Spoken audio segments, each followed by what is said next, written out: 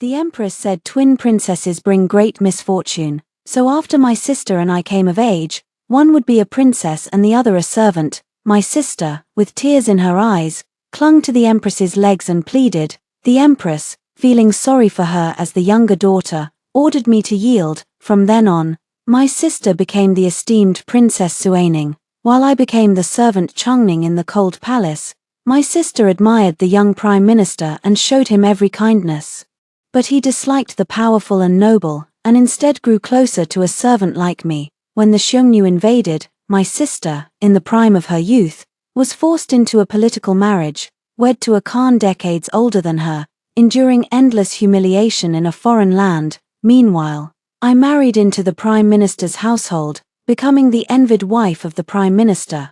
While I was pregnant and awaiting childbirth, my sister, who had secretly returned, used a single knife to take my life and that of my unborn child. When I opened my eyes again, we had been reborn on the day we were taken back to the palace. This time, my sister was eager to rush to the cold palace to become a servant. I couldn't help but laugh. Why would anyone choose to be a servant instead of a princess? Don't blame your mother. You too. Twin princesses are inherently inauspicious. It was already difficult for your mother to secretly raise you both to adulthood. Now, one of you sisters must ultimately make a sacrifice. Mother wiped away tears in front of my sister and me, asking us sisters to make the final choice. When my sister and I were born, Mother told the outside world that she had only given birth to one princess, who had been raised in a temple in the outskirts due to poor health. Now, doubts are gradually rising in the palace, and the princess in the temple must return to the palace.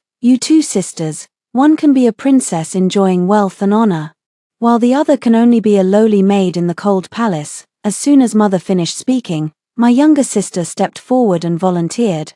Mother, let my elder sister be the princess. I am willing to be a servant, silently guarding my sister and mother. Hearing this, I understood. It turns out I am not the only one who has been reborn. My dear sister, she has been reborn too. The Queen Mother was startled. Her younger sister had always been delicate and precious.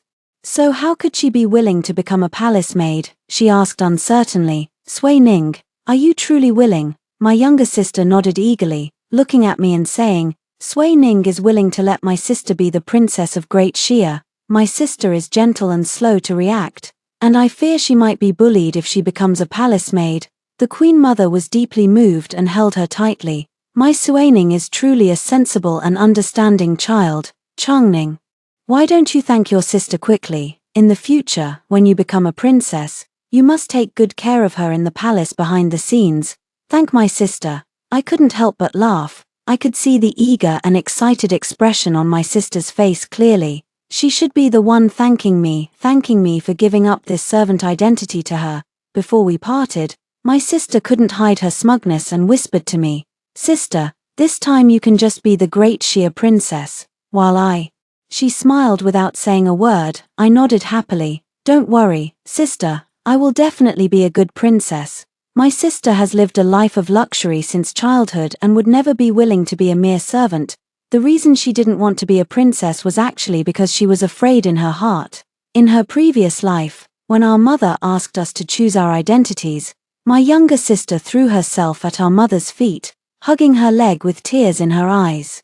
Crying that she didn't want to be a servant, she said to me, Elder sister Chongning, I've always given you the best things since we were little. This time, please let your younger sister have her way. Moved by her tears, our mother decided to let my younger sister be the princess. Mother said, Chongning, you are the elder sister, you should give way to her. I knew I had no other choice, so I agreed to them. From then on, the only princess of Great Xia, Princess Suaning, returned to the palace with great favor. While in the neglected cold palace, there was an unnamed little palace maid. On the day my sister returned to the palace, the common people lined the streets to welcome her, flowers covered the ground, and the court officials collectively bowed to her, making it an extremely glorious scene. My sister thought her good days had finally begun. But she never expected that the palace's eagerness for a princess was because the Great Xia army had suffered several consecutive defeats beyond the frontier, losing several cities.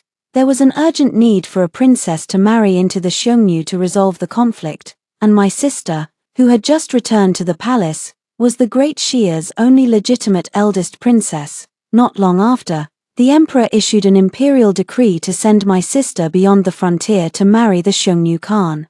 The Khan is now over 50 years old, with a large number of wives and concubines, and his youngest child is about the same age as my sister. My sister is unwilling to marry, as she already has someone in her heart, Xu Yuan, the youngest prime minister of the Great Xia dynasty. She fell in love with Xu Yuan at first sight, but he, with his proud and unyielding nature, dislikes associating with the powerful and influential.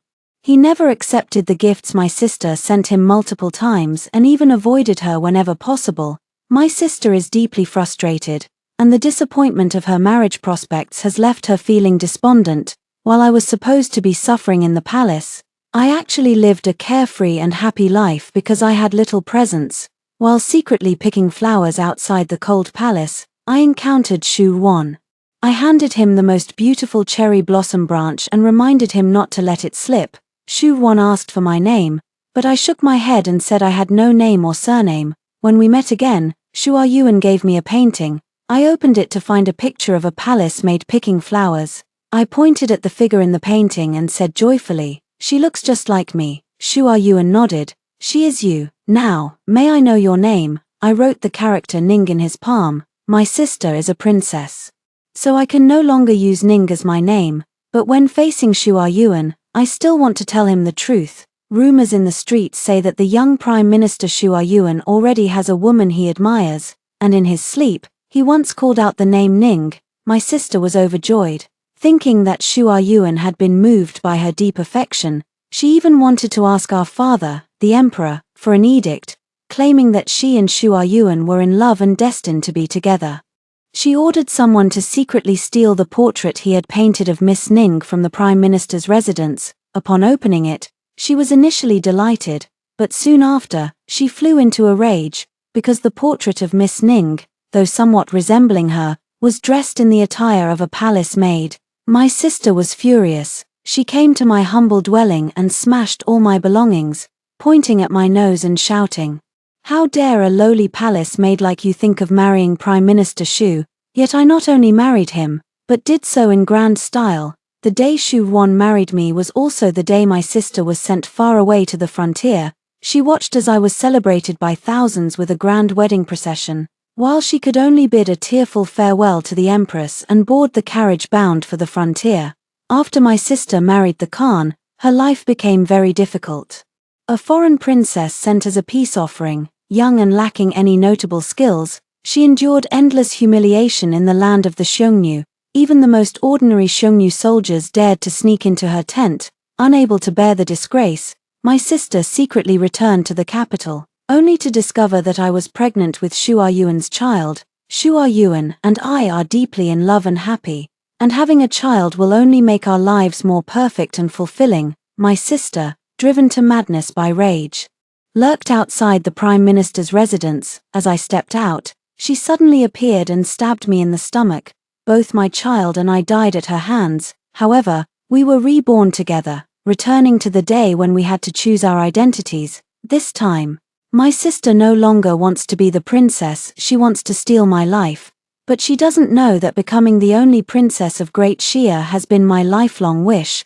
The Empress Mother dressed me in a magnificent palace gown and sighed, saying, "Chongning, since you have taken on the role of princess, you must bear the responsibilities that come with it. Not only must you be obedient, but from now on, you must also take extra care of your sister in the palace." I've long realized that, in both my past life and this one, the Empress Mother has always favored my sister. I asked, "Mother, deep down, you wish for my sister to be the princess, don't you?" Mother was taken aback, then explained, "When you were born, Suaning was frail and tiny. It seems you took her share of nutrients while in my womb. She has a gentle nature and a weak constitution. As her elder sister, shouldn't you give in to her more? A gentle nature and a weak constitution. When my sister stabbed me and the child in my womb with a knife, her hand was anything but gentle, and her strength was far from weak." I smiled and said to the Empress, "Twins are not inherently divided into older and younger sisters. Her weakness is not a reason for me to yield to her. Survival of the fittest, elimination of the weak, that is the law of the world. The Empress looked at me with immense surprise. Changning, how could you have such thoughts? I patted her shoulder. Empress, I not only think this way, but I will also act accordingly. If the duty of a princess is merely to offer herself in marriage for peace when the nation suffers defeat, then I would rather be a servant in the cold palace. Being a princess is no easy task. I started from scratch, learning all the court etiquette. My back was constantly tapped by the teaching matron, and my neck ached from practicing balancing a vase on my head. During the day, I studied etiquette and practiced eloquence, and every night, I stayed up late reading by lamplight. I read military strategies and ancient texts, revisiting books I had read in my past life and making sure to thoroughly study those I hadn't had the chance to see before. To be a princess, one must not only have an external status but also possess inner cultivation. In her previous life, my sister couldn't endure this hardship and avoided these lessons by acting spoiled with our mother. As a result, she later made mistakes in palace etiquette, drawing ridicule from other consorts and leaving a poor impression on our father. On the day I returned to the palace, the fanfare was not as grand as it had been for my sister in her previous life. It was even silent. My mother said, Changning, you are too proud and too strong-willed. I must temper your sharp edges. I didn't have much of a reaction to this. After all, my mother's favoritism wasn't a new thing. I had long grown accustomed to it. As the legitimate eldest princess, I returned to the palace quietly, and many people didn't even know that the princess who had been raised in the temple had come back. My father only summoned me on the first day of my return. Seeing that my mother wasn't very concerned about me, he paid even less attention to me. Meanwhile, my sister, who was working as a maid in the cold palace, was living a life as smooth as a fish in water. The Empress mother had given her a considerable amount of silver in private. Even the inner lining of the palace maid's uniform she wore was personally sewn by the Empress mother using silk, all out of fear that her sister's skin might become rough. The cold palace currently had no master, and the other palace maids were all carefully selected by the Empress mother, good-tempered but foolish individuals. My sister lived freely and unrestrainedly in the cold palace, hoping only to encounter Shu Wan again and create a beautiful tale of a palace maid and a prime minister. Soon, the day arrived when I had first met Shu Wan in my previous life. That day, my sister even specially wrote a letter inviting me to see the cherry blossoms outside the cold palace. I stood not far away and watched with my own eyes as my sister climbed the cherry blossom tree, broke off the largest branch, and handed it to Shu Yuan. One was an elegant and otherworldly young prime minister, the other a smiling, flower-like young maid. At first glance, they truly seemed well matched. The sister in the tree also saw me. She deliberately pretended to lose her balance, and Shu Yuan below quickly spread his arms, ready to catch her. The sister didn't fall. Instead, she shot me a provocative look. She was telling me that everything that belonged to me in my previous life would belong to her in this one. I clenched my fists and prepared to step forward, but my mother suddenly appeared and grabbed me. Mother scolded me. Changning, how could you appear here? If anyone sees how similar you and Suaning look, you'll both be finished. I remained silent. Mother noticed Suaning and Shu Wan in the distance and changed her tone, smiling as she said, Look. Suaning and that Minister Shu really do seem like a perfect match. Mother thought of something and instructed me. The spring banquet is in a few days. When Minister Shu enters the palace, Changning, you must cover your face with a veil so he doesn't see it. I couldn't help but ask, why? I am Shu Yuan's wife. Yet because of Suaning, I cannot even show my true face, Mother said. Just because your sister likes him, and he seems to like your sister too, they are in love, and you have already gained the position of princess. For the sake of your sister's great marriage, what does it matter if you cover your face? Perhaps realizing her tone was too harsh, Mother patted my shoulder. Changning, having you cover your face is also for your own good. If the matter of the twin princesses is exposed, both you and Suaning will be in danger. Besides, you cannot let Suaning stay in the cold palace for a lifetime, can you? Helping her marry into the Prime Minister's household smoothly would be a good thing for you as well. Good thing. I loosened my clenched fist, pretending to accept her instructions. Mother, Changning understands. On the day of the spring banquet, I will definitely properly cover my face for my sister. At the spring banquet, I met Shu Yuan, in my previous life.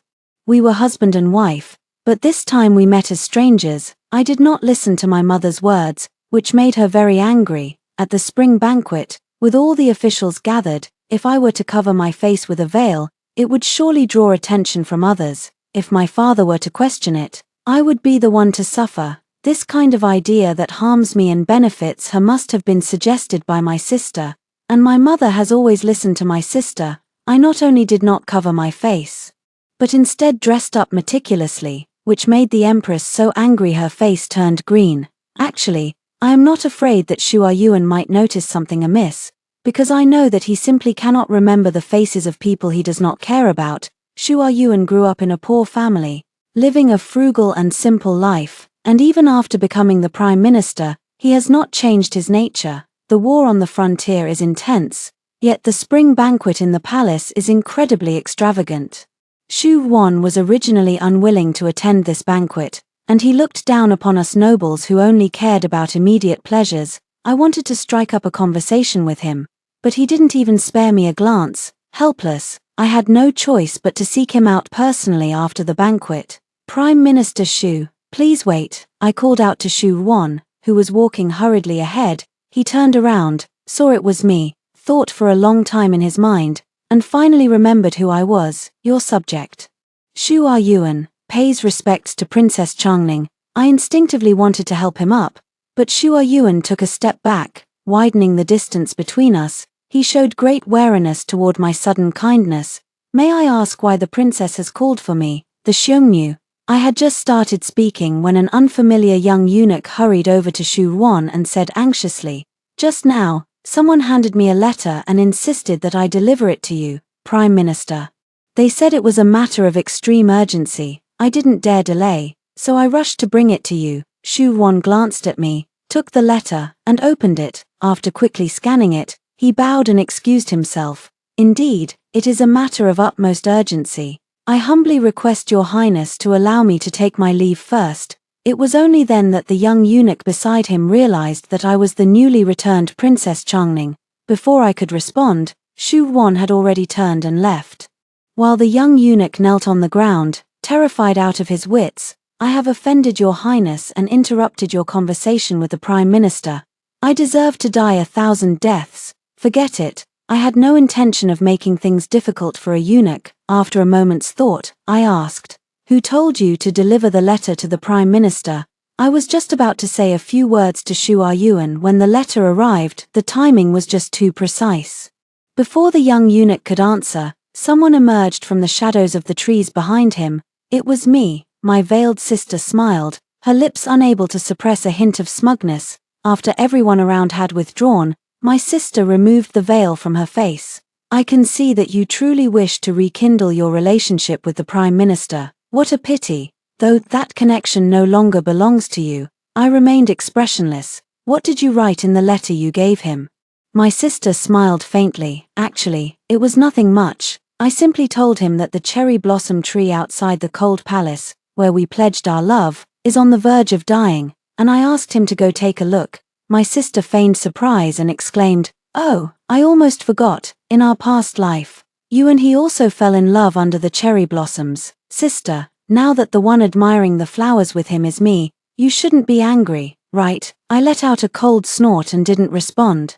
My sister grew even more smug. "You tried to talk to him a few more times using your status as a princess, but it couldn't compare to a simple letter from me. Sister, you know Shu Yuan so well, you should know he doesn't like people like you, the privileged ones. As for me, even though I'm just a lowly palace maid, we get along very well. He can even recognize my handwriting now. Sister, I know you still want to marry him in this lifetime, but with me here, I'm afraid you're just daydreaming."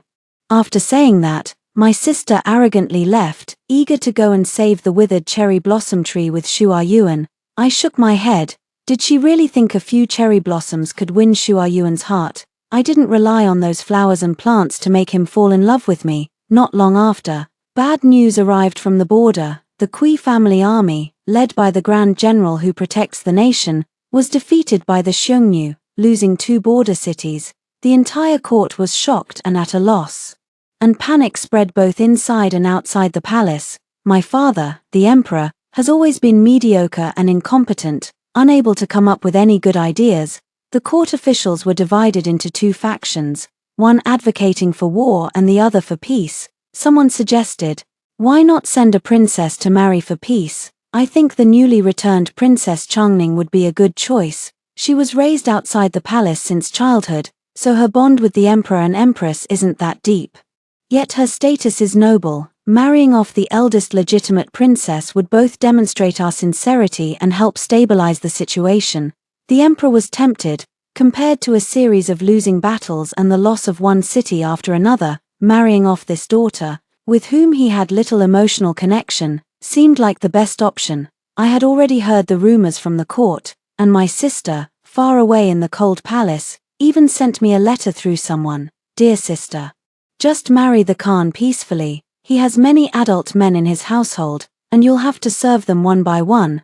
I know that after the Kui family army suffers 3 defeats, my father will order me to go for a marriage alliance. I must change my own fate before the Kui family army is completely defeated." So the next day, I went alone to the imperial study. The eunuch said that the Grand Secretary and the Emperor were inside discussing important matters, and no one else was allowed to disturb them. I rushed in without a second thought. As expected, Father was displeased, frowning and scolding me. "This is no place for you, get out." But I showed no fear. "Father, I came here to discuss border affairs. After I've had my say, you can send me away." The Grand Academician nearby stroked his beard, eyes closed, and said, "What wise counsel does the princess have to offer?" I said with unwavering confidence, "I believe there is still room for maneuver in the battle against the Xiongnu." The Grand Scholar raised his eyebrows and looked at me directly. "How so?" I presented the argument I had long prepared. "Our great Shia's generals and soldiers are no less capable than the Xiongnu, but the previous battle has left us severely weakened. If we continue to fight now, the morale of the army will be unstable, which will inevitably lead to even worse consequences. The urgent tasks at hand are, first, to stabilize the army's morale, and second, to buy time, allowing our forces to regroup, reorganize, and regain their strength." The Grand Scholar snorted coldly. "Your Highness speaks lightly. But how do you propose to stabilize the army's morale, and how do you plan to delay the Xiongnu?" I bowed to the emperor and said, "Your daughter, Changning, requests to go to the borderlands, firstly, to boost the morale of the troops, and secondly, to engage in a feigned negotiation with the Khan of the Xiongnu, buying more time for our soldiers." After I finished speaking, the imperial study fell into silence. I simply unfolded the border map I had brought with me, pointing to the marked traces on it, and said, "The cities lost by the Kui family's army this time are all strategically advantageous and difficult to attack. In theory, they should be impregnable, yet the Xiongnu have taken 3 in a row. This indicates that there must be a traitor within the army. The Kui family's army is not weak in combat strength. Rather, there is a traitor among them. The urgent task now is not to send provisions but to root out the traitor."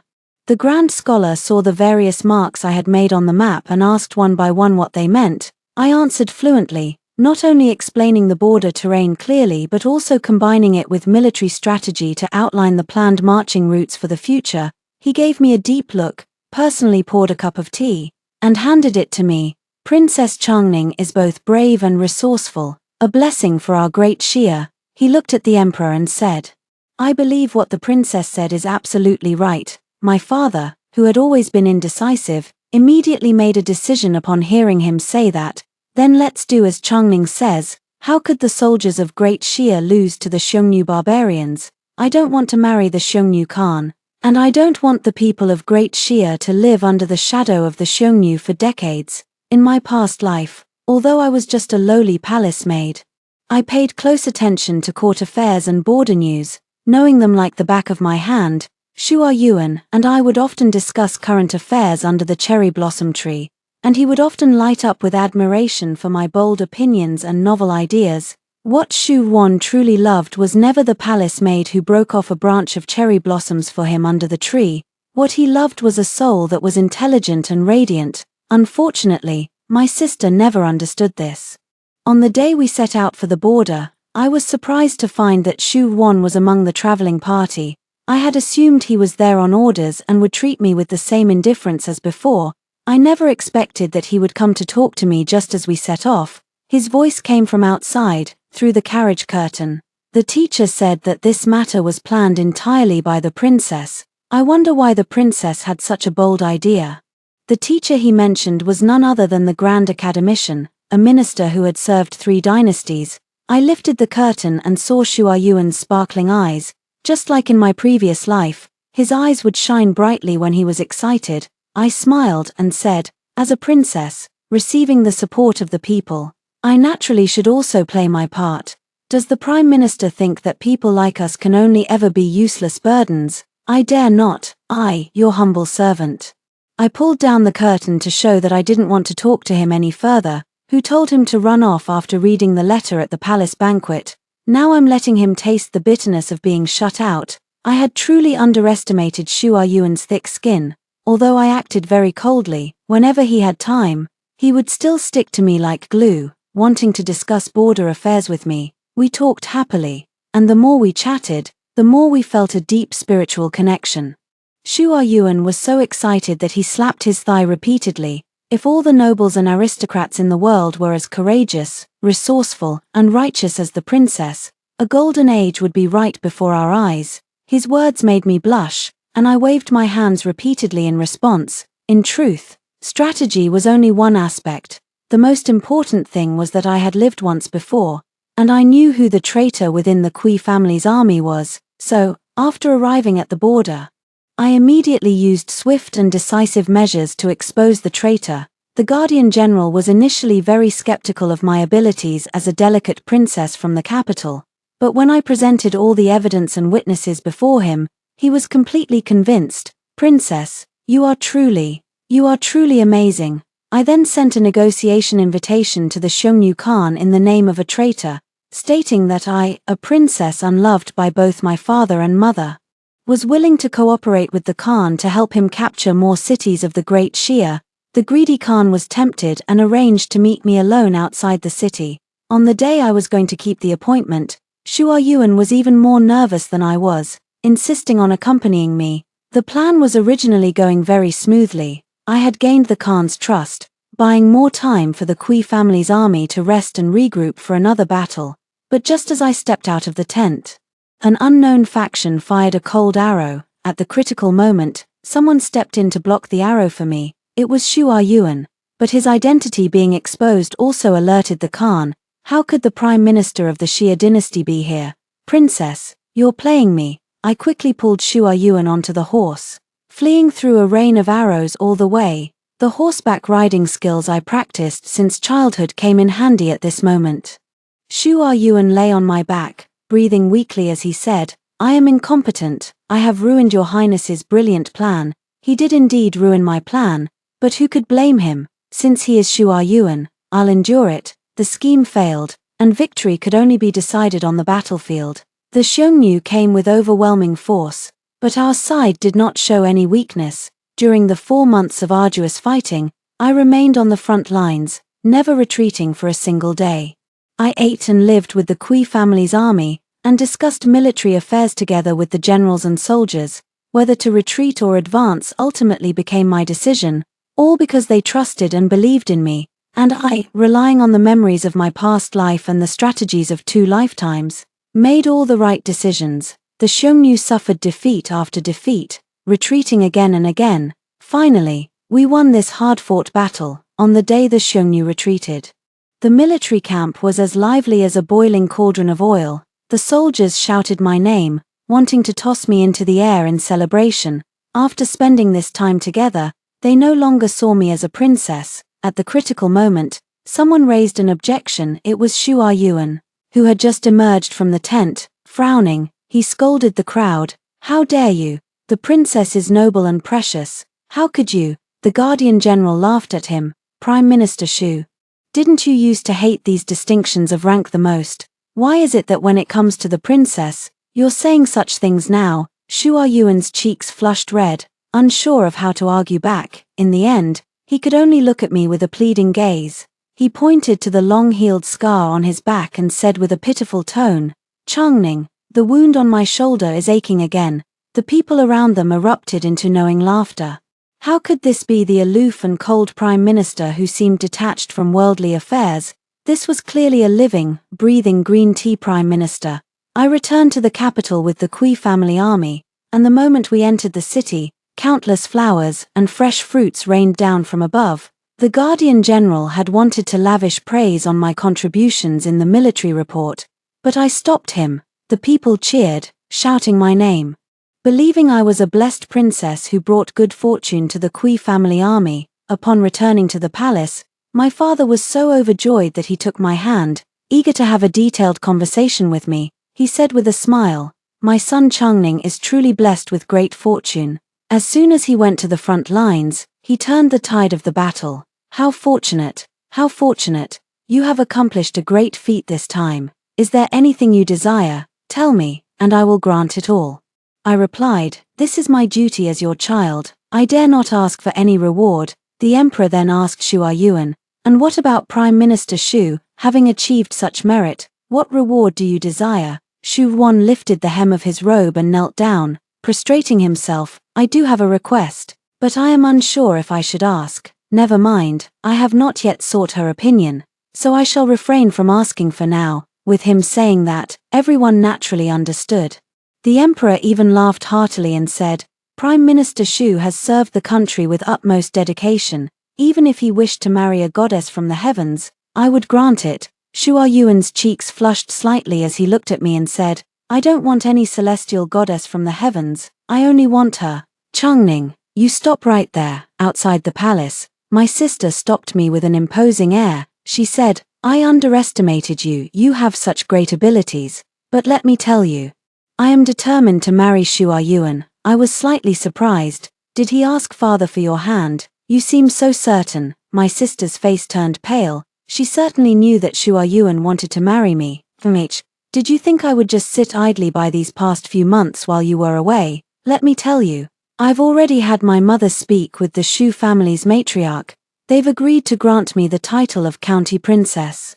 And I will marry into the Shu family with all the glory and honor I deserve. Shu Yuan is a filial son. He will definitely listen to his mother. In the end, Her Majesty still favors her. Even a palace made from the cold palace can be granted the title of a county princess." My sister looked at me, her gaze sharp as needles. "As for you, you are now a renowned princess, and he is the prime minister, second only to the king. Do you think father would marry you off to Shu Yuan? Even if he were willing, Shu Yuan would surely face suspicion due to his high status, and he would let go." I shook my head and told my sister, "No, he won't let go, just wait and see." My sister gritted her teeth in anger, a smile tugging at the corner of her lips. "Even if he doesn't want to let go, I'll force him to." To everyone's surprise, Shu Yuan not only asked the king to arrange a marriage between him and me but also voluntarily resigned from his position as prime minister. He said, "I am willing to give up everything, just to be Princess Changning's consort." Such dedication and sacrifice truly stunned everyone. The emperor had once given his word, promising that even if he sought to marry a goddess, it would be granted. Coupled with the Grand Academician acting as our matchmaker, this marriage was set in stone. The emperor asked me, "Changning, what about you? Are you willing?" I replied, "Someone has been pleading with me for days, so I suppose I'll reluctantly agree." Without even looking back, I knew Shu Yuan must be so happy that his tail was practically wagging in the wind. Just as my father was about to bestow a marriage between me and Shu Yuan, my sister burst in. She shouted, "They cannot marry, because I am also a princess. If you're going to arrange a marriage, do it for both of us. If we're going to die, let us die together." Just as I had anticipated, she still came, with the determination to perish together with me. Since she can't marry Shu Yuan, then I won't be allowed to marry him either. The queen was shocked to see her younger sister rushing in. The emperor frowned and was about to have the younger sister seized, but the queen quickly shielded her. "Your Majesty, she is not lying. She is also your child with me. Back then, I gave birth to twin princesses." As soon as these words were spoken, the entire hall erupted in an uproar, for everyone knew of the state preceptor's ominous prophecy regarding the twin princesses. The Queen Mother was forced to reveal the whole truth, and my younger sister, looking at our father, wept as if drenched by a spring rain. Father, my sister and I are born of the same mother, both your children. Why is it that she gets to be the princess of Great Shia, while I must remain a nameless servant girl in obscurity? If twin births are indeed inauspicious, then my sister and I should share the consequences together. We rise and fall as one. My sister's face twisted with malice, her gaze upon me as venomous as a serpent's. I understand, she wants me to fall from my high position and join her in the mud. The Empress will pull her out of the mud, but the only one truly sinking will be me. The Emperor remained silent, and no one could guess his thoughts. After a moment of contemplation, the Empress smoothed things over. Actually, the idea that twin princesses bring great misfortune was just a casual remark made by the state preceptor many years ago. Now it seems that Changning has brought good fortune to the soldiers on the frontier, so she likely isn't an ill omen. In my opinion, why not restore Suaning's status as a princess? The two of them marrying Minister Shu together would make for a wonderful story. Hearing this, Shu Yuan's face turned ashen, and he repeatedly waved his hands and shook his head. No, no. This absolutely won't do, Your Majesty. I know you convinced my mother earlier, but marriage is no trivial matter. My heart belongs only to Princess Changning. I implore you to reconsider. Faced with Shu Yuan's resistance, his younger sister shouted excitedly, Shu Yuan, how dare you say you've never had feelings for me? Remember when we saved that cherry blossom tree outside the Cold Palace? Shu Yuan shook his head with utmost seriousness. No, I haven't. As for that cherry blossom tree, I could tell long ago that you were the one who poisoned it. I couldn't bear to see such a fine century-old tree die because of me, so I had to. My sister was as if struck by lightning, collapsing to the ground, and I, for the first time, looked my sister directly in the eye. Sui Ning, the world is not as simple as you think. Good, excellent. In that case, Father, why don't we just kill my sister? My sister's gaze toward me was filled with venomous fury. She was determined to drag someone down with her even in death. Your Majesty, Shu Yuan was even more anxious than I was, kneeling and kowtowing. Princess Changning has done nothing wrong and has even contributed. How could she deserve death? My sister, Suaning, shouted. What contribution has she made? She was just putting on a show at the front lines. How can that be called a contribution? Perhaps without her, the war would have been won even faster. The Empress tightly held my trembling sister's body. My child, say no more, Your Majesty. Both are your own flesh and blood. I beg Your Majesty to show mercy. Many present knelt and kowtowed for me, shouting in unison, we beg Your Majesty to forgive Princess Changning, while my mother's supporters cried out, we beg Your Majesty to forgive both princesses. My father looked at me. Changning, do you have anything to say? I smiled faintly, as Princess Changning.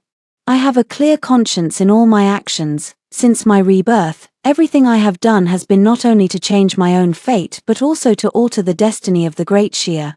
I cannot bear to witness the flames of war raging across the land, the smoke of battle rising from every corner of the frontier, and the people displaced and homeless. I want to be a princess, but not one who can only be sent away for a political marriage. Finally, everyone awaited the Emperor's judgment. He pondered for a long time before slowly saying, the matter of twin princesses being inauspicious is indeed true. Although the state preceptor is no longer with us, his words must still be heeded. Therefore, I hereby demote you to a commoner. Everyone looked up and saw that the Emperor was pointing at the younger sister, who was hiding behind the Empress. Both the younger sister and the Empress were stunned. Sui Ning widened her eyes in disbelief. Father, why am I the only one being demoted? What about her? What about Changning? The Empress quickly covered her mouth to stop her from continuing, but the Empress was equally astonished. Your Majesty, how can you be so biased toward Changning? Biased? Hearing Mother say that, I almost wanted to laugh. The one who has always been the most biased is clearly herself. Yet now she turns the tables. She has protected Suaning for over a decade, and now that Father finally protects me just once, she thinks he is being unfair. Father clapped his hands. Someone, bring all the battle reports and military dispatches from the border. The military reports, piled up like small mountains, were laid out in a row before everyone. After reading just a few scrolls, one would notice that the name appearing most frequently was Princess Changning. The emperor said thoughtfully, in every battle report submitted by the Guardian General, Changning's name is always mentioned. The court astrologer's prophecy of the twins' inauspicious fate referred to one being extremely fortunate and the other extremely unfortunate. Judging by the current situation, Changning must be the fortunate one among the twins. As for you, Suaning, the emperor stared at her for a moment, you may also go to the frontier. As long as you achieve the same accomplishments as your elder sister, I will welcome you back to the palace, otherwise, I will only acknowledge Changning as my daughter. My sister has gone mad, she couldn't accept it, couldn't bear the feeling of being worlds apart from me, one in the heavens, the other in the mud. She kept asking me, why do you always get the best of everything? Why is it always me who suffers? I retorted, when have you ever suffered? Hasn't it always been you snatching my opportunities? The emperor allowed her to spend one day in the palace reuniting with the empress, but she had to leave the palace the next day. That night, a great fire broke out in the empress's palace, and it was my sister who set it herself. The empress was pulled out of the palace by quick-witted palace servants, and she watched helplessly as the fire grew larger and larger. Seeing me arrive, the empress urgently cried out, Changning, go quickly and save your sister. I said calmly, with such a big fire, who could save her? The empress mother roared, she is your sister, how can you stand by and watch her die without lifting a finger? I smiled, if you want to save her, you can go in yourself, I'll keep the others from interfering. The empress mother instantly fell silent. The fire burned all night, and by morning, the queen mother's hair had turned white. She hated me, saying, you are the one who killed Suaning. I shook my head and corrected her, no, it was you who killed my sister. If you hadn't always spoiled her, she wouldn't have developed such a temperament. Mother, you taught me to endure from a young age, allowing my sister to act recklessly, but the laws of this world often favor those who can endure until the end. Mother, you were wrong from the very beginning. After I left that day, the Empress Dowager moved out of the palace and went to the temple where my sister and I grew up, taking up religious practice while keeping her hair. My wedding with Shu Yuan proceeded as scheduled. On our wedding night, I couldn't help but ask him, why did she call you away with just a single letter back then? Shu Yuan held me tightly. Why is my wife still thinking about this? It was my fault. I apologize again. Please spare me, princess. I don't want you to apologize. I want to know what's in your heart. Shu Yuan thought for a moment and said to me, the first time I saw that cherry blossom tree outside the cold palace, I felt it was very special. That tree seemed very important to me. So when I read in the letter that something was wrong with the tree, I immediately went to check on it. Darling, don't be jealous when I say this, but since I was young, I've often dreamed of a woman's figure under a cherry blossom tree. The tree in the cold palace is exactly the same as the one in my dreams. I held his face and made him look at me. I asked him, then take a look, am I the same as the woman in your dream? He nodded with certainty. The more I look, the more you resemble her. Do you know why? Why? Because we are bound by fate across lifetimes. After hearing the first story above, what are your thoughts? Feel free to share your opinions in the comments section. Next, there is another similar story. Let's continue to see. My husband was fighting on the frontier, and I spent my days in the mansion fasting and praying for him. Yet, he sent a charming young woman back to the mansion day and night, claiming her dancing was enchanting and unmatched. By the time my husband returned victorious, I had eaten over 60 chickens while watching the young woman dance. The young woman paid me no mind, her eyes filled with affection day after day, eagerly awaiting my husband's return to grant her a proper status. I, however, have some reservations. This girl is quite pretty, but her judgment seems a bit off. After my husband returned, he used his military achievements to secure a stage for the girl, crafted from pure gold and adorned with gemstones. He looked at me with a flattering expression, like a big dog trying to win favor. Madam, look. This is a specialty from the western regions that I specially prepared for you, a little girl who can dance. Do you like it? My husband, Jiang Ting, is a renowned handsome man in the capital. But even more famous than his charm is his reputation as a devoted husband. As for me, I am also known in the capital as the wooden princess consort, famous for being unromantic and having a heart as hard as stone. It's not that I'm putting on airs.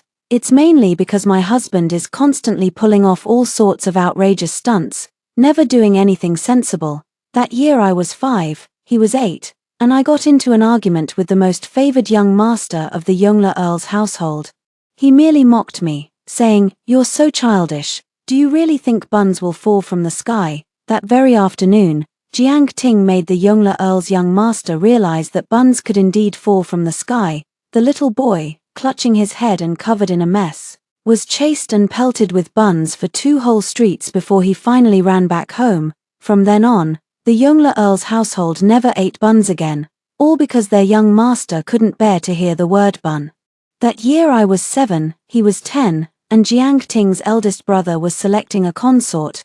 My portrait was also sent up for consideration. Upon learning this, Jiang Ting leaped onto his elder brother's neck and proceeded to unleash a torrent of blows on his head. As a result, even though his elder brother had been on the throne for several years, he still carried the trauma to this day, instinctively shielding his head whenever he saw the two of us. That year, I was 16, he was 19. And I married him as he had wished, but how could a prince of royal blood be content with just one woman? Thus, everyone eagerly prepared to send their eligible daughters to the prince's mansion as concubines. Although this prince is a bit mischievous, his status is still there, and this minor flaw can be completely overlooked. But who would have thought that a prince of such stature would completely disregard his own status, opening his mouth and leaving everyone blushing with embarrassment? Hey Tilda, your daughter is as fierce as Li Kuei. My wife is still the prettier one. Actually, that girl isn't ugly. She just has a healthy complexion. Tut, you can't do this, you can't do that, and you still dare to come out for a blind date. You're far worse than my wife. In truth, the young lady was proficient in poetry, song, embroidery, and household management. It was just that she had never learned martial arts with weapons. TSK. So affected, taking 3 bites to finish a single pastry. My wife can eat 3 in 1 bite. He really dared to boast. What decent person could eat 3 palm-sized pastries in 1 bite? Although the young ladies were drawn to wealth and status, they still had their pride. Now, having been so thoroughly humiliated by Jiang Ting, they all declared that the Prince of Jing and dogs were not welcome in their homes. All of the capital says I am the woman held closest to Prince Jing's heart, yet I am ungrateful, cold-hearted and unfeeling. Even so, Jiang Ting paid no mind to the gossip, simply doting on me day after day. I am not as the world says, I am merely holding back, because I am a transmigrator, who for some reason crossed into this novel. I have a general idea of the novel's content, but only in broad strokes. Because it's a VIP-only novel that requires a subscription to read in full, I can buy a $9.99 outfit without a second thought, and I can eat a $9.99 spicy hot pot just like that. But I really can't bring myself to spend $9.99 on a membership, so I only read the synopsis and the first 30% of the trial content of this novel. The novel is a popular strong female lead story, and I am that strong female lead. My husband, Jiang Ting, is just a supporting character. According to the synopsis, after his death, I will soar to great heights and become the wealthiest woman in the country. I have no idea when exactly Jiang Ting died or what caused his death. How could I bear to watch him die right before my eyes without warning him, after all these years of having him as a living, breathing companion? So I tried to tell him what I knew, but whenever I mentioned the key words, they would be censored, and all Jiang Ting heard was "I love you." I tried writing it down on paper, but in Jiang Ting's eyes, everything I wrote was a love letter. I originally thought Jiang Ting was a dog, but I never expected fate to be even more of a dog. Seeing that the situation was beyond my control, I could only prioritize protecting myself, repeatedly reminding myself that the person before me could leave at any moment, and I must not get too involved. A rebellion broke out in the borderlands. And Jiang Ting, as a prince skilled in leading troops and fighting battles, naturally took up the responsibility of leading the army to quell it. It has already been nearly half a year since he left. During these days, I have kept to myself, eating vegetarian food and praying to Buddha, only asking for the Buddha's protection to keep Jiang Ting safe and sound. That day, I was having my lunch, a plate of green vegetables and tofu, a bowl of rice, and a small bowl of mushroom soup. Jiang Ting's trusted aide, Paulang, returned in a hurry, covered in dust, and with him was a young woman, princess consort. This is Miss Ruofu. His Highness ordered me to rush back to the capital with her and have you make proper arrangements for her. As soon as he finished speaking, the woman standing behind Paulang raised her head and looked at me mockingly. So this is the princess consort. She doesn't look all that impressive. With that, she stood there straight and tall, looking down her nose at everyone. We're all sisters here, so there's no need to stick to formalities. Let's just skip all those tedious rituals and get straight to the point. Although I've been eating vegetarian these past few days, my personal maid, Xiangming, certainly isn't one to be trifled with. She stepped forward and gave Ruofu a resounding slap across the face. Who do you think you are, daring to act like you're on equal footing with our princess?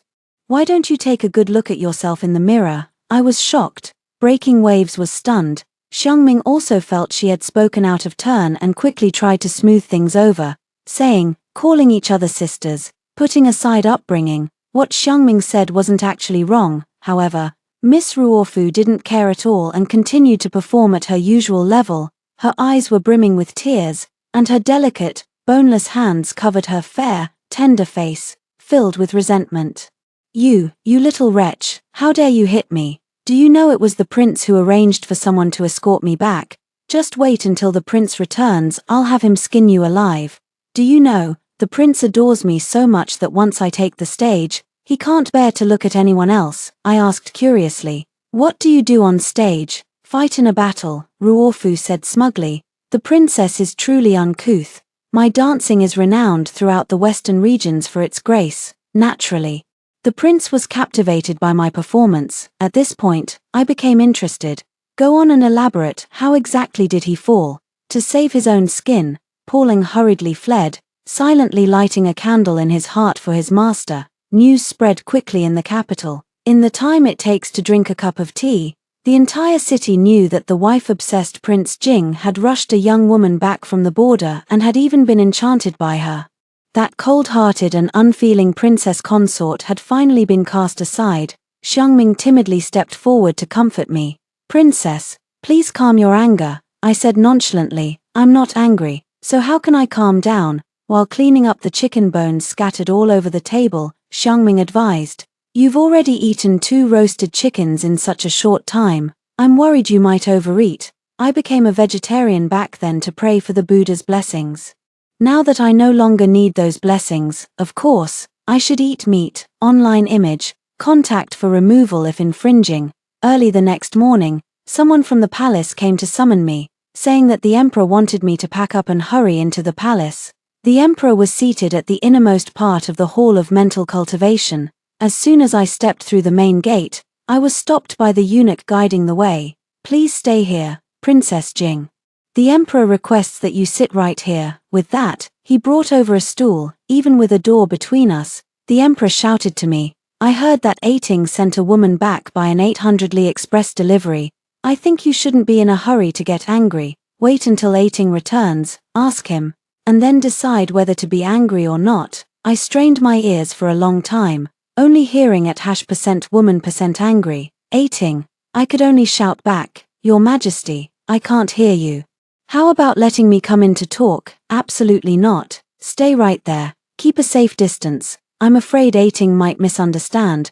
After our heart-wrenching conversation, I largely understood the emperor's meaning. Jiang Ting is a heartless man, and I can be angry, but the soldiers on the front lines are innocent, so my provisions must still be delivered. In the original text, Nan Qinghe was beautiful and kind-hearted, and even more a business genius. While I happened to know a thing or two about it, with this double advantage, I became even more outstanding to the extreme, controlling more than half of the commerce in the entire Great Wind Kingdom. I am also a savvy person, having pledged my loyalty to the emperor early on. He protects my business ventures, and I ensure his military provisions are abundant. The emperor was quite pleased with this arrangement and even bestowed upon me the title of the foremost imperial merchant of Dafeng. However, only the title was made public, and no one knew that I was the one holding it. Even Jiang Ting was unaware. This was also a form of insurance I could provide for Jiang Ting. It seems someone deliberately provided information to Ruofu. who couldn't hold back even for a day and rushed to my courtyard without even eating lunch. Well, Tilda, isn't this the princess who's about to be returned intact? After being married for so long, you haven't even managed to win the prince's heart. It's truly laughable. People should recognize reality. If something isn't meant for you, even if you force it to stay by your side, you won't find happiness. I'm different. If it weren't for the rule that women aren't allowed in the military camp, I would surely be enjoying passionate nights with the prince every day. I wiped the oil from the corner of my mouth. That Ruofu, I think your Huxian dance is quite ordinary. Ruofu immediately puffed up like a pufferfish, feeling as if her professional skills had been insulted. What nonsense are you talking about? The prince loves my dancing the most, especially the Huxian dance. I gently shook my head. I don't believe it, unless you dance another one for me to see. Ruofu immediately started humming a rhythm and began to dance. As I admired Ruofu's dance moves, I continued eating the roast duck. To be fair, Ruofu's dance was really good, and the roast duck today was cooked just right. Seeing me eat with such delight, Ruofu couldn't take it anymore. She put her hands on her hips, her eyes wide as copper bells. I glanced at the half-roast duck left on the plate, feeling a bit reluctant. Good Ruofu, could you dance 2 more times? No, 3 more times. Let me finish this meal. Ruofu grew even angrier, stomping her little feet with tears welling up in her eyes. You're going too far. What do you take me for? I am the one held dear in the prince's heart, yet you treat me like a mere songstress. You wait. When the prince returns, I will report you. I rolled a piece of roast duck in a thin pancake, eating until my mouth was glistening with oil. I think you should just enjoy your current life while you can. When the prince returns, you'll realize that while I may not be a good person, the prince truly is no good either. I'm tired of eating roast chicken, tired of roast duck, tired of braised pork knuckle, tired of roast lamb, and just as I was sharpening my knife to go after the old ox, Jiang Ting returned. This time, he achieved remarkable military success, winning a great and splendid victory. The emperor was overjoyed, eagerly preparing to reward his younger brother generously. Whatever reward you desire, Prince Jing, just name it. Jiang Ting's eyes lit up upon hearing this. Really?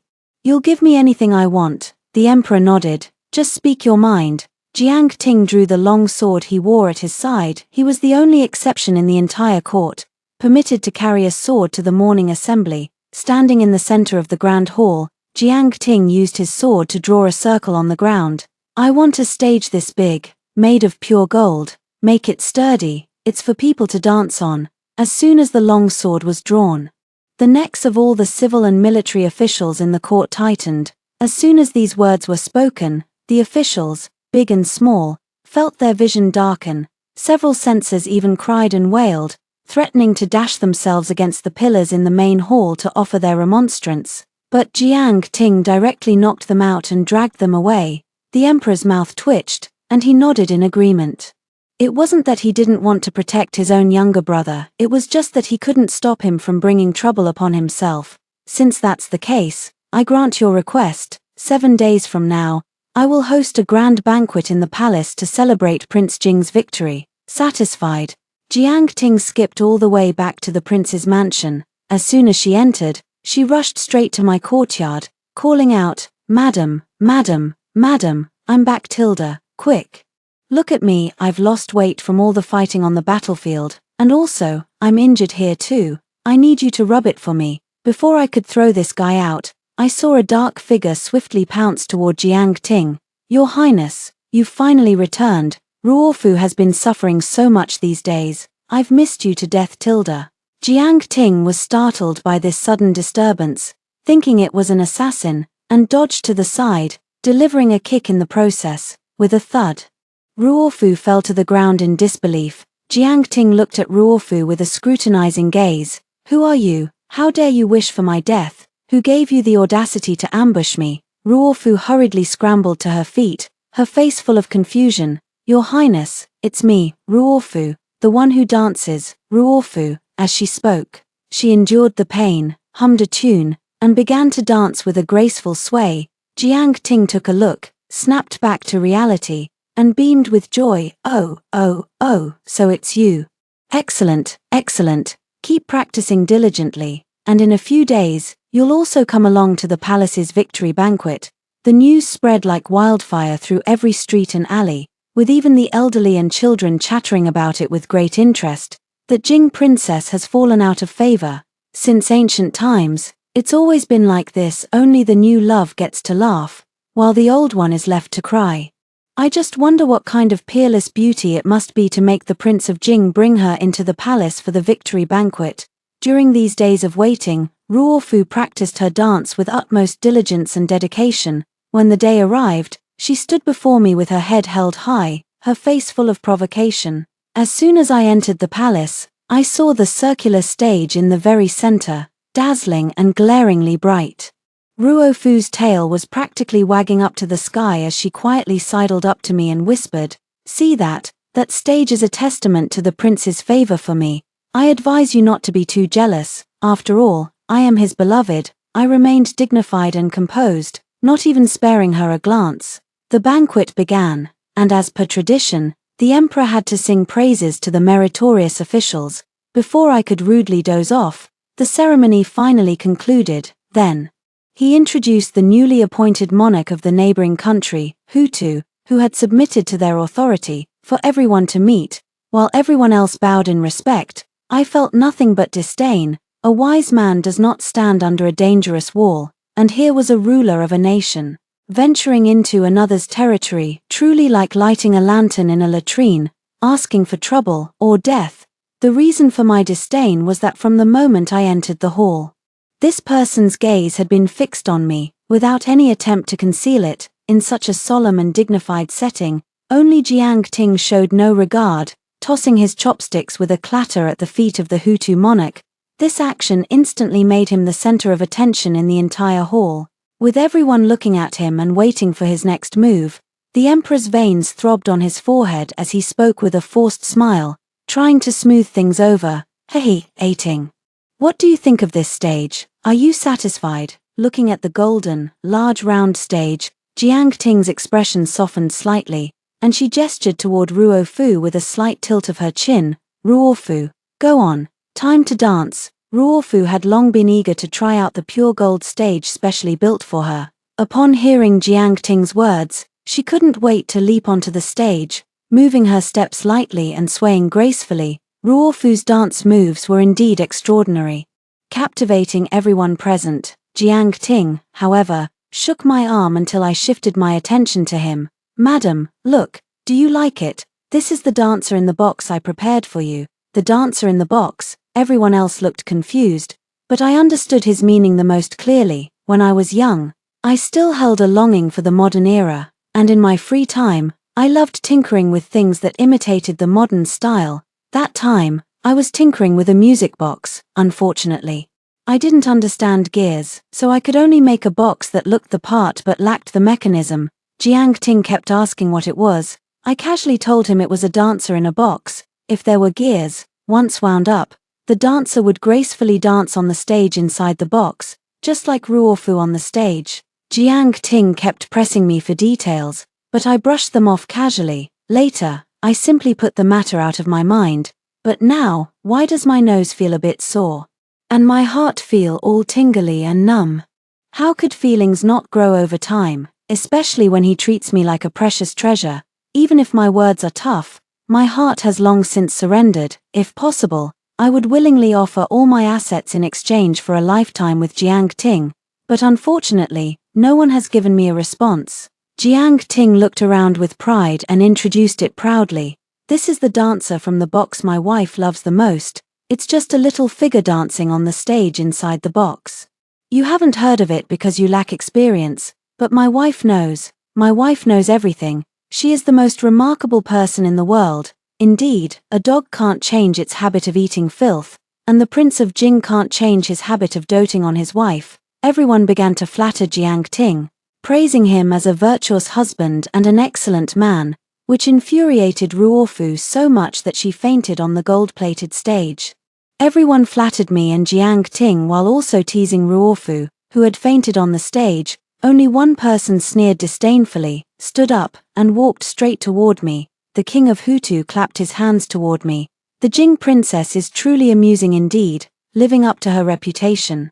I have a business deal I'd like to discuss with the Jing princess. I wonder if the Jing princess would grant me this favor. Everyone looked at each other, discussing what kind of business deal it could be that required speaking with the princess of Jing.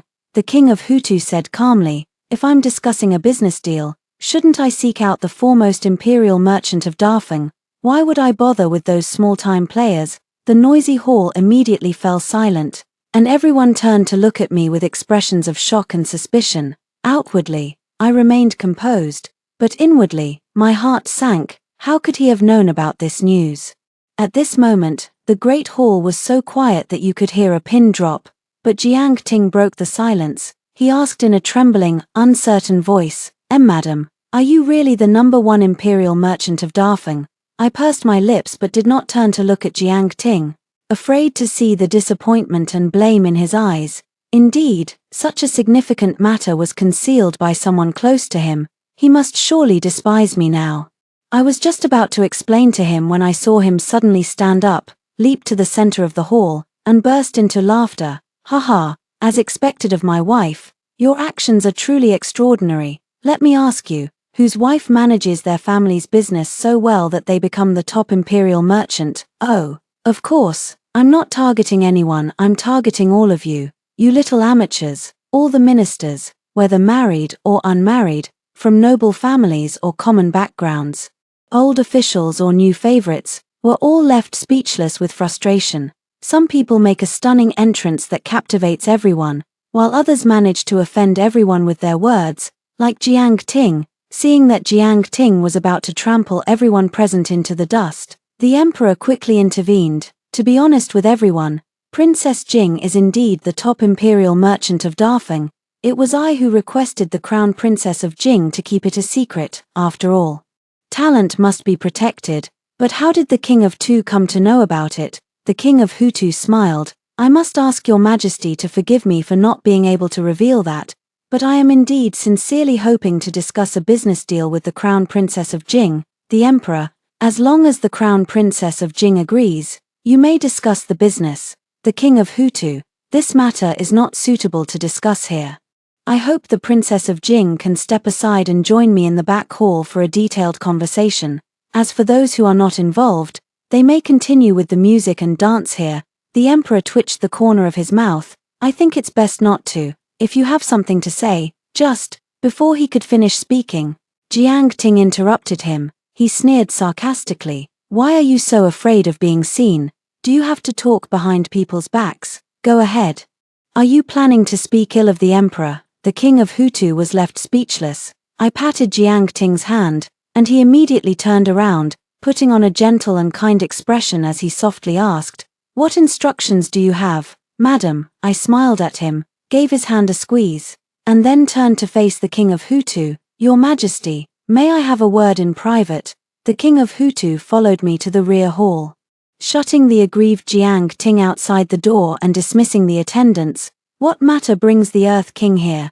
The king of Hutu glanced around the hall with a shifty-eyed expression, then gleefully made his way straight to the open space in the center of the hall. "I do have something to discuss with you, but I need to follow a procedure. Please be patient for a moment." He gestured with his hand to indicate the size of the venue, looking quite satisfied. Then, the king of Hutu took off his outer robe, removed his crown, leaned against a pillar, stood on tiptoe, and with a seductive gaze and an enchanting posture, he began humming a rhythm and started performing a belly dance right in front of me.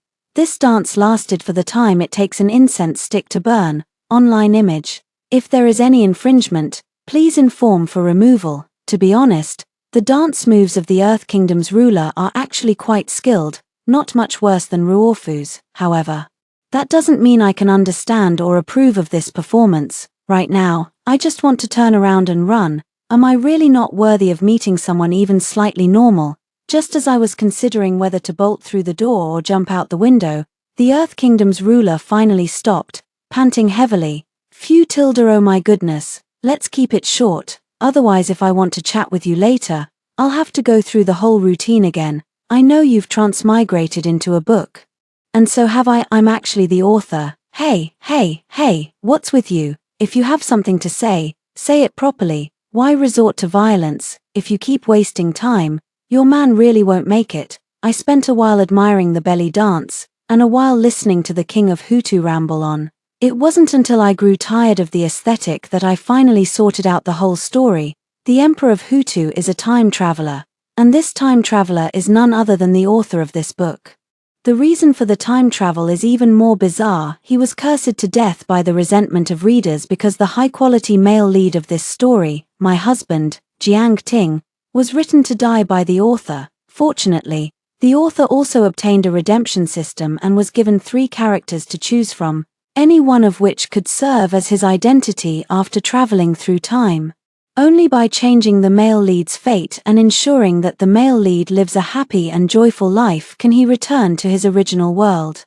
The system was quite magnanimous, telling him that I am a transmigrator and could serve as an ally, so he traveled thousands of miles, racking his brains to come find me, to see if I had any good ideas. I took a moment to digest this information, scratched my head, and stared at him intently. First, answer me 2 questions. Why do you always have to dance? And second, isn't it good to be the local king here? The expression on the face of the King of Hutu was quite vivid, filled with both regret and inner conflict.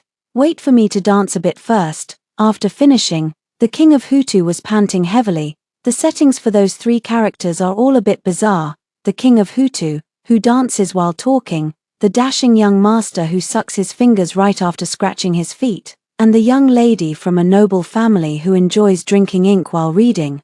I expressed that human understanding is limited, but human imagination is boundless. I know there's a saying that this story is purely fictional, but are these settings something a carbon-based life form could come up with? Bouncing, jumping, twisting, and shaking.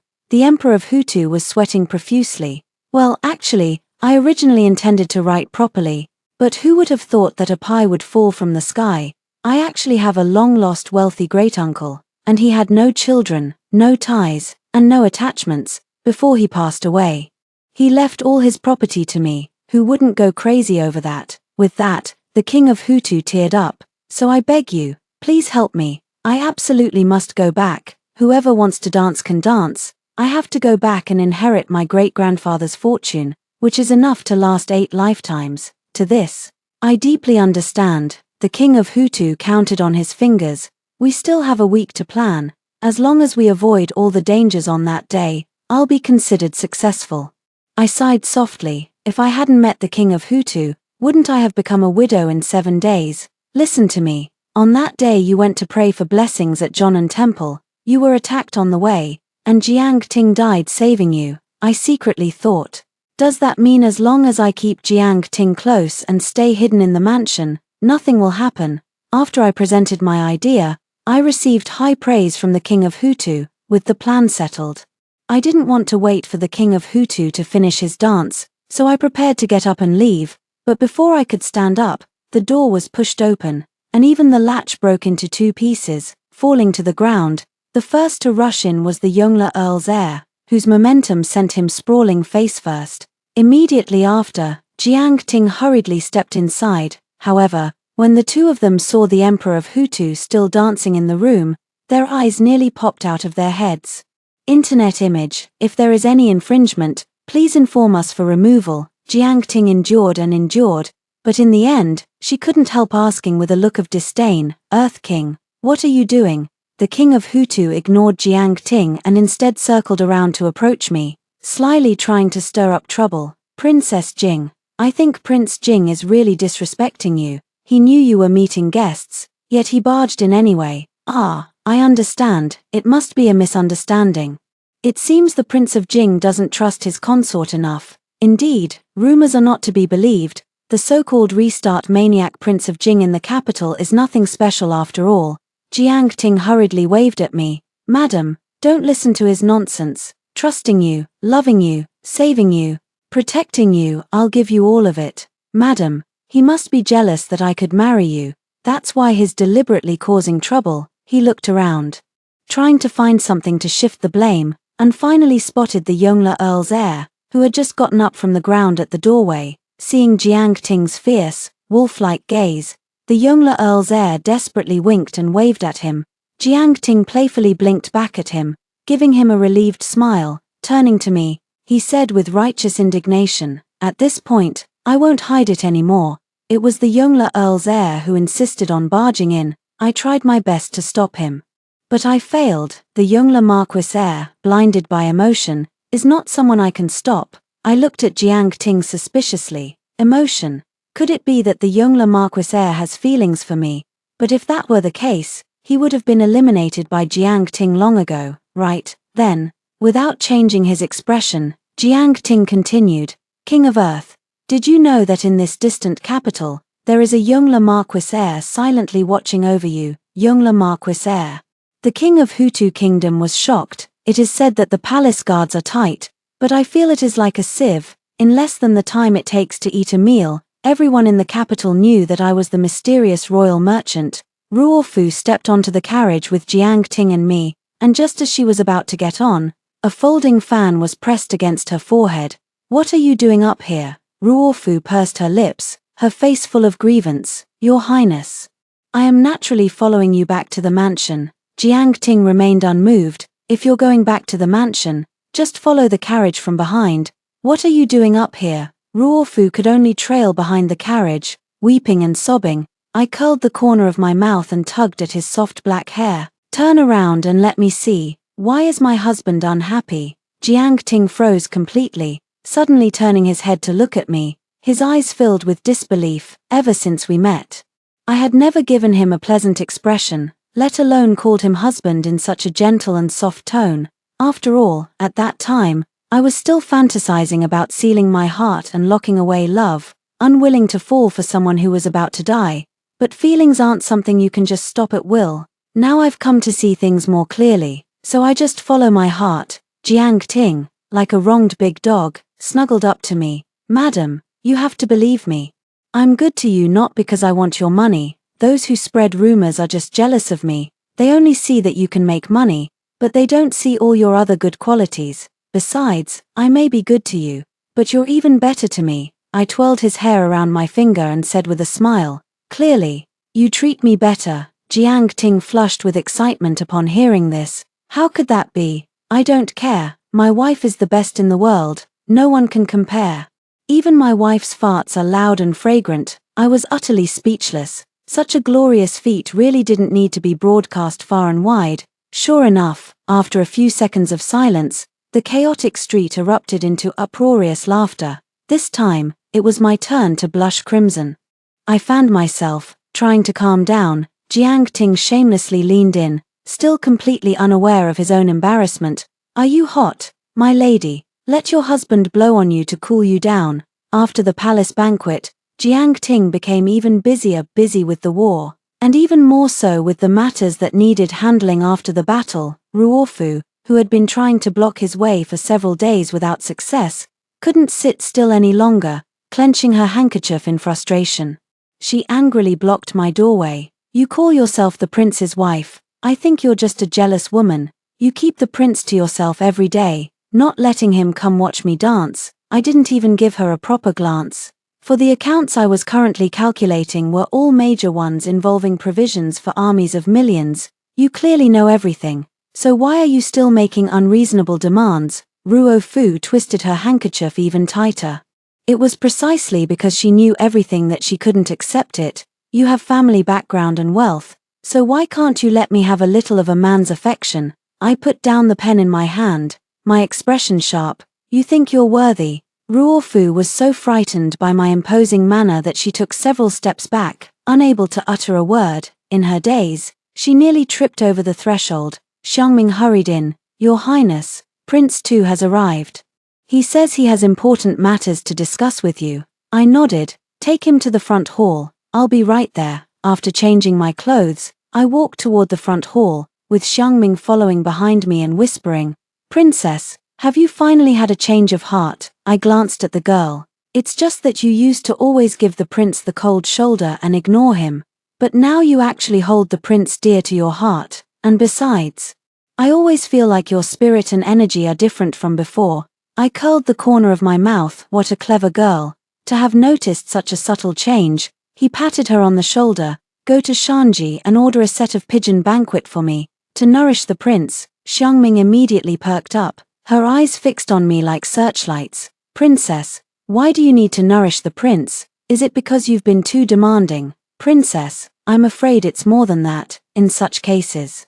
Pigeon won't be enough. Let me recommend you comia stewed with pork kidney, seahorse stewed with lamb, curculigo and polygonatum stewed with soft-shelled turtle, male dragon sea cucumber nourishing banquet, sustanche and deer tendon pot, sparrow egg ginseng and astragalus nourishing meal, lion lamb testicle strength boosting feast. I quickly stopped Xiangming.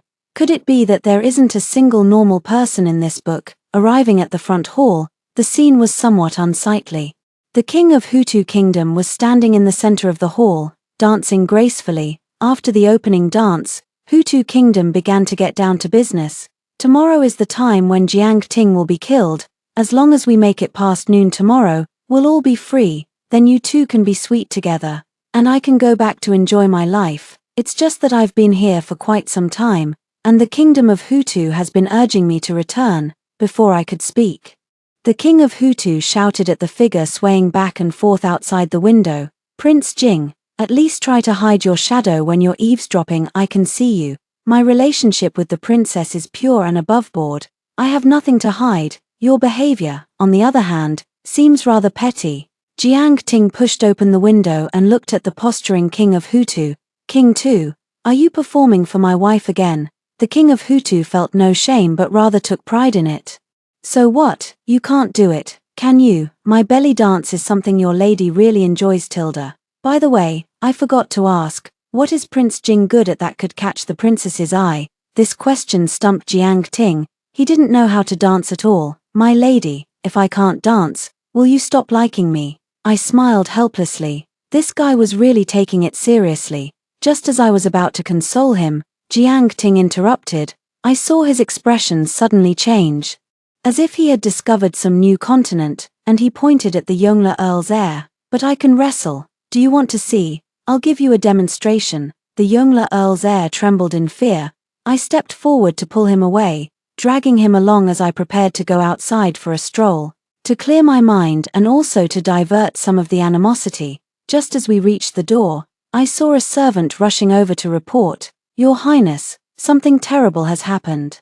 Miss Ruofu fell from the stage while practicing her dance and has fainted. I was just about to go and check on her when Jiang Ting impatiently pulled me away. Heading outside, he only had time to hurriedly give the order, go and fetch a doctor to properly examine Miss Ruofu. From noon until dusk, Jiang Ting held my hand with her left hand, carried a sugar figurine in her right, and wore a string of prayer beads around her neck, while slurping on the sugar figurine. She happily pointed to a stall not far away. Madam, there's grilled meat over there. Would you like to try some? I looked at Jiang Ting, who was laughing like a child, and said softly, Come on, let's go release the flower lanterns first. There was a vendor selling flower lanterns by the river, and they weren't expensive. Jiang Ting and I each took one and walked to the riverbank, gently placing the flower lanterns into the water. Jiang Ting asked curiously, Madam, what is your wish? I looked at him, smiling without a word. It's fine if you don't want to say anything. Madam, anyway, my wish is to be with you for all eternity. The flickering light cast an ambiguous expression on Jiang Ting's face. After a long while, he finally snapped back to reality and pulled me into a tight embrace. May the lady have all her wishes fulfilled. Thank you for your kind words. Madam, it's getting late. Shall we go home and rest? Very well. Deep in the night, we entwined like mandarin ducks, the brocade quilt churning in waves of red. The pleasure was undeniable, but the aftermath was no small matter. It was nearly noon before I managed to wake. I reached out to the side, only to find it empty. Instantly, I snapped awake and called out loudly, Jiang Ting. Xiangming heard my voice and pushed the door open. Your Highness, you're awake. Today, the king of Hutu Kingdom is returning home. The emperor has arranged a palace banquet to bid him farewell. And the prince has also been summoned to the palace. He's in the palace. I breathed a sigh of relief. Being in the palace is good, with so many guards around. Jiang Ting's life should be safe, right? As long as we make it past noon, everything will be settled. After all, Jiang Ting's death was caused by me. I won't go anywhere. I'll just stay quietly in the manor. That should definitely be fine. Xiangming, go to the kitchen and get some food sent over. I'm a bit hungry. Xiangming had just stepped out when Ruofu entered the room. Although I felt somewhat disgusted, I still asked with grace, I heard you were injured. Why have you come to my place instead of resting properly in your courtyard? Ruofu pursed her lips, not saying a word, just staring straight at me, looking at her strange expression. Alarm bells went off in my heart. Since you've already paid your respects, you should go back and rest. As I spoke, I stood up and called out toward the outside, Song Luo, come help me change clothes. Before I could finish speaking, a sharp pain shot through the back of my head, my vision went dark, and I fell to the ground unconscious. When I opened my eyes again, I found myself bound hand and foot, and the surroundings looked somewhat familiar. Isn't this the back hall where I met the king of Hutu at the palace banquet that day? As if noticing I had woken up, a cold voice rang out, awake now. I turned my head to look, and sure enough, as expected, it was Ruofu. Ruofu's face was somewhat contorted. I suppose you're wondering why I brought you here tied up. Then I'll let you die with clarity. I am not the Ruofu from before. I am Ruofu who has lived 2 lifetimes. In the previous life, after Jiang Ting died, you, this wretched woman, used your wealth and influence to stir up the court. I am one of the playthings you bought to curry favor with the emperor. Do you know how I died in my past life? Of course, I was played to death.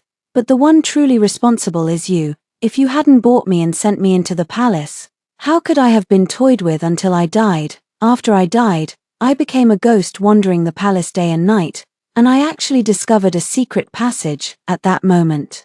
I thought, why couldn't I have found it earlier? I might have had a chance to survive, but heaven gave me a chance, and now, I'm here for revenge. I lowered my gaze. Who could deny it? If Jiang Ting died, how could I possibly live on peacefully and quietly? I apologize to you, and I'm willing to atone with my death. But this is a grudge between the two of us. Don't involve the innocent. Ruofu feigned madness. Innocent? You mean Jiang Ting, right? Don't worry.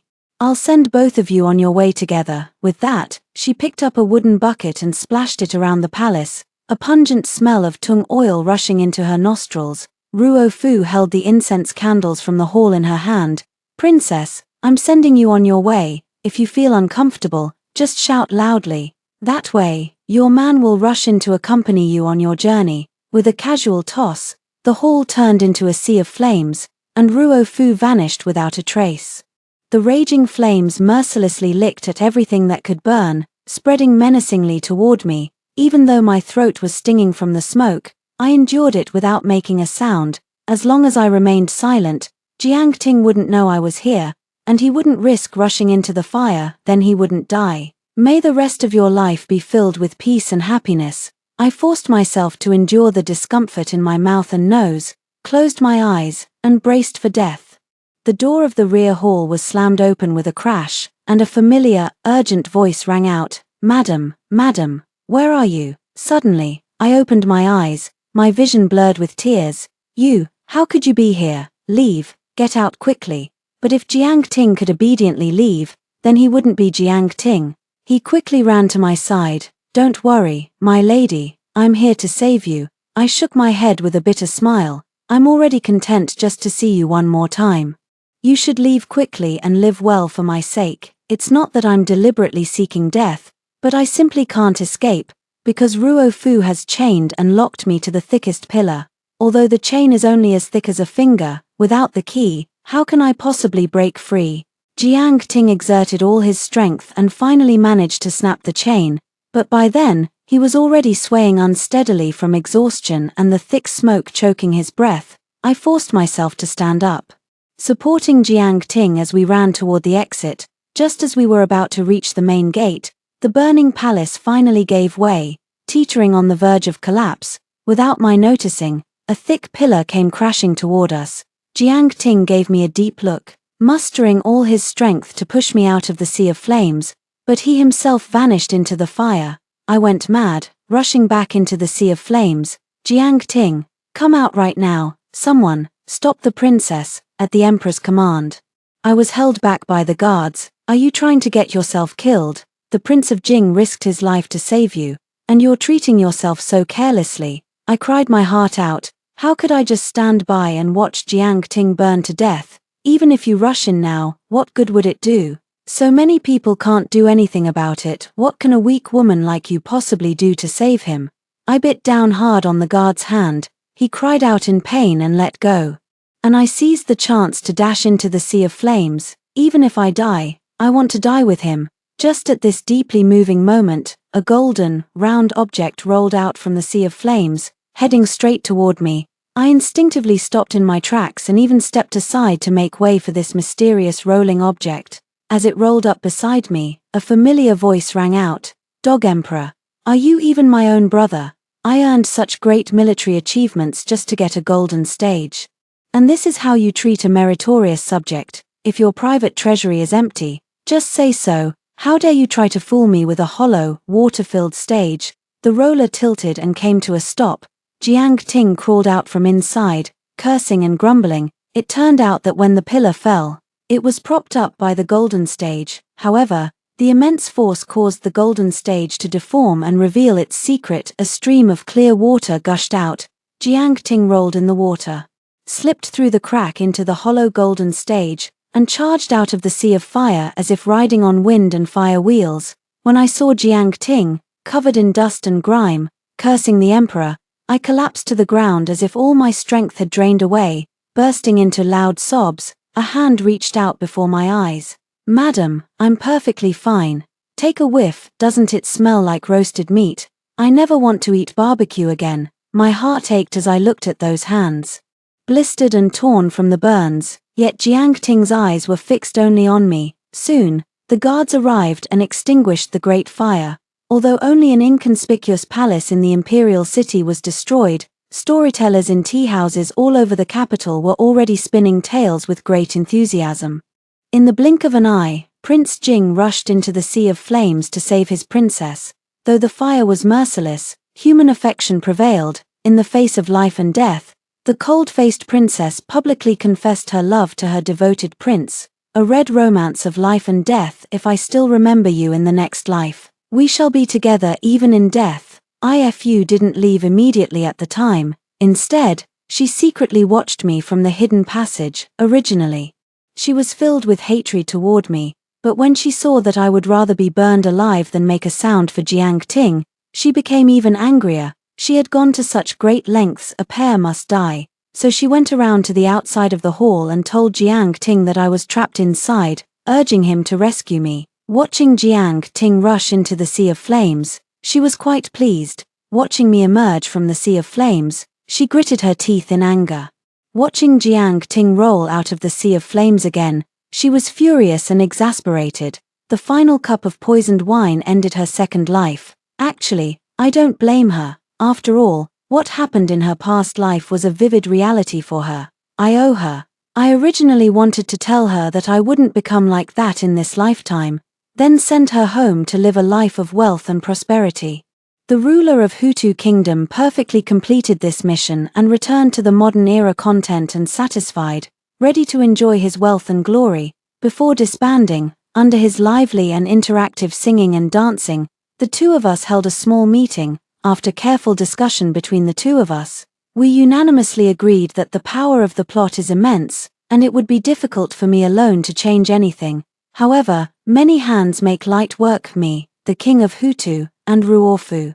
Each of us is no easy opponent. In the end, with the three of us working together, the plot finally spiraled out of control, altering its course. Fortunately, this new trajectory is exactly what we all wanted. After the matter was settled, the emperor, unable to bear it any longer, summoned me into the palace. He was furious and full of grievances.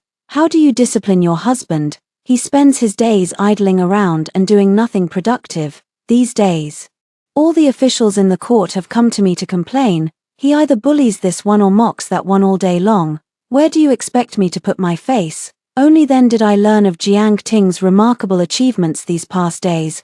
While I was transporting grain from the south to the north, he was busy beating up young children. While I was opening up new trade routes, he was busy kicking elderly ministers. While I was adjusting the business model, he was busy tormenting all the fine young men in the capital. The little grandson of the Marquis of Northern Pacification came to our estate with the Marquis as a guest.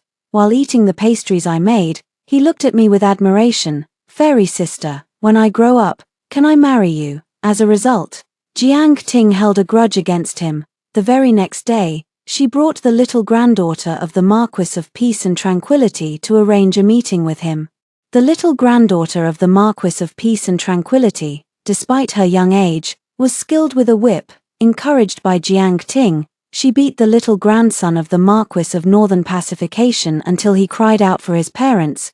He was at my house talking bad about you, saying you're ugly, fierce, and have no brains. The little granddaughter of the Marquis of Anning raised her eyebrows in anger, her almond-shaped eyes wide open. She's definitely going to marry you in the future and beat you up 8 times a day. The little grandson of the Marquis of Dingbei hung his head in dejection, whimpering and sniffling. In the imperial court, the Three-Dynasty veteran Prime Minister Nai was earnestly advising the emperor to prioritize the imperial lineage and expand the harem. Even Prince Jing should not remain devoted to just one woman, as it sets a poor example for the entire capital. Jiang Ting, the unruly scoundrel, stepped forward and pulled down the old prime minister's trousers, saying that since he was so flirtatious, he might as well let the entire capital admire his little bird. Prime Minister Nai was so humiliated and enraged that he wished he were dead. As a child, he was chased down the street by steamed buns, which even affected the marriage prospects of the Yongle Earl's heir, who finally managed to get a wife. He had already forgotten this nightmare. But Jiang Ting mercilessly brought it back to him. Come on, today I'll treat you to steamed buns. What, you won't eat them? Do you believe that steamed buns will fall from the sky? The ever-optimistic Yongle Marquis heir has once again retreated into his shell. After teasing everyone she could, Jiang Ting finally turned her attention to that unscrupulous merchant of an imperial brother. If he dared to deceive her with fakes, he had better be prepared to face her relentless retaliation. Instead of going directly to the emperor, Jiang Ting sought out the empress. The two sat in the warm pavilion, watching the heavy snow fall outside. A timely snow promises a good harvest. It's a favorable omen. It reminds me of an amusing incident that year, when you and the daughter of Minister Lin gathered around the stove to brew tea. Your Majesty repeatedly praised her. The young lady was elegant and dignified, and she composed excellent poetry. Instead, it was you, dancing with the sword, who was thoroughly mocked by the emperor. He said that, after all, you are the daughter of a military general, likely illiterate and somewhat uncouth. At that time, the emperor told me that in the future, I should marry a gentle, virtuous, and well-educated young lady. The empress smiled with gentle grace, and her words fully reflected her refined and educated nature. Regarding Jiang Ting's words, the empress indicated that she had received, understood, and accepted them without any offense. That evening, the emperor's dinner was transformed into jade melon and golden dendrobium soup, bitter wolfberry longevity stew, ginseng and bitter nourishing pot, and clear heart bitter tea, accompanied by the empress's clear and resonant reading voice. The emperor drank a bellyful of bitterness. Upon returning from the palace, I headed straight for the prince's mansion. Inside the mansion, Jiang Ting was clanging away, repairing the swing for me. All because I had casually complained that it creaked and groaned when swinging. I stepped forward to wipe the dust from his face, and he beamed with a sunny smile. Madam, how do you have time to come back at this hour? It's been so long since I've seen you during the day. I smiled gently and said, I've finished all the tasks at hand. I asked the emperor for some people and delegated the management authority to them. I'll handle the major decisions from now on, and they can take care of the smaller matters. Jiang Ting's eyes lit up. Does that mean you'll be able to spend time with me every day from now on? But then, as if remembering something, she furrowed her brows. You don't need to give up the things you enjoy just to please me. And if you ask the emperor for help, won't he take a huge bite out of this business? I gently rested my head on Jiang Ting's shoulder. Those who are capable should take on more responsibilities. I just want to do what I can for the people and for this country. But you are everything to me. Aren't you the one who most wants to roam the world with me, sword in hand? Now I sincerely extend this invitation to you. Jiang Ting, are you in? Jiang Ting's eyes sparkled like stars, grinning from ear to ear as he reached out to lift me up. then turned and dashed toward the house. I'm in. But before we roam the world, we need to get plenty of rest first. I curled the corner of my mouth, agreed. Add me on WeChat, MMY66618 for more popular long-form novel recommendations, and monthly subscriptions for short stories from platforms like Jihu, Jinri Tushiro, and Tomato, with proxy downloads and searches. After hearing the 2 stories above, what are your thoughts? Feel free to share your opinions in the comments section. Looking forward to hearing from you. If you liked this story, don't forget to like it, share it, and subscribe to my channel. See you next time.